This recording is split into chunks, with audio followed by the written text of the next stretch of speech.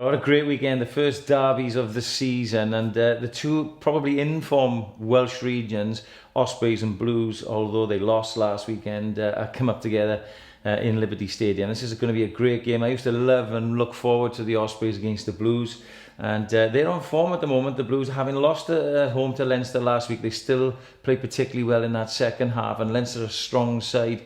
But the Ospreys played well too out in Ulster. A narrow defeat. Ollie Cracknell's penalty at the end cost them, but it was a much better performance.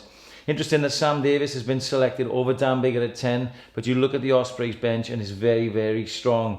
You know, the Blues are missing some key personnel. George Earl in the second row perhaps is the most important one. And I've been up to training this week with Matt Sherratt and Danny Wilson, and they were right up for this one. But history tells you something. The Blues haven't won at the Liberty Stadium since 2005. I was coaching at the time, so I'm going for a narrow Ospreys win. Well, the Scarlets got their second win last week, 2 on the bounce now, and it's really kick-started their season. Dragons desperate again, lost at home to Glasgow, but they're a good side. And, you know, I think the Dragons got some youngsters who might just raise their head above the parapet in a derby match. You know, it's everything to play for them. And for the Scarlets, well, they need to come home and show their fans that that game against Connacht a few weeks ago wasn't a fluke, albeit in difficult conditions. So I'm really looking forward to this one. I'll be working both these derbies on the weekend, Scrum 5 on Friday, and then on the red button on Saturday. So I'll be at both games and looking forward to see how Rob Howley's squad is going to shape up for the autumn.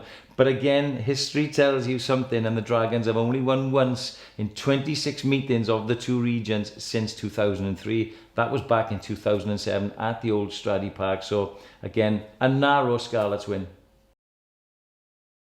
Well, 2 Irish derbies to look forward to as well on the weekend. Ulster, the leaders, unbeaten. They travelled to Galway. Connacht, who got their first win against lowly Edinburgh last week. But I just think Ulster are too strong. They'll beat Connacht in Galway.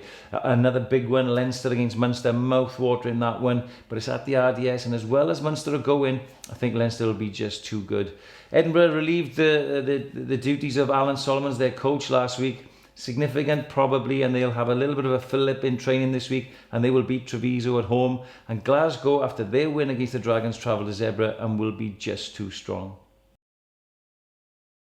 Well, with Europe coming up next week, there's a 2-week block away from the Pro 12 and the Aviva Premiership. But in the Aviva Premiership, it's a chance for those teams to really open up a gap in the table.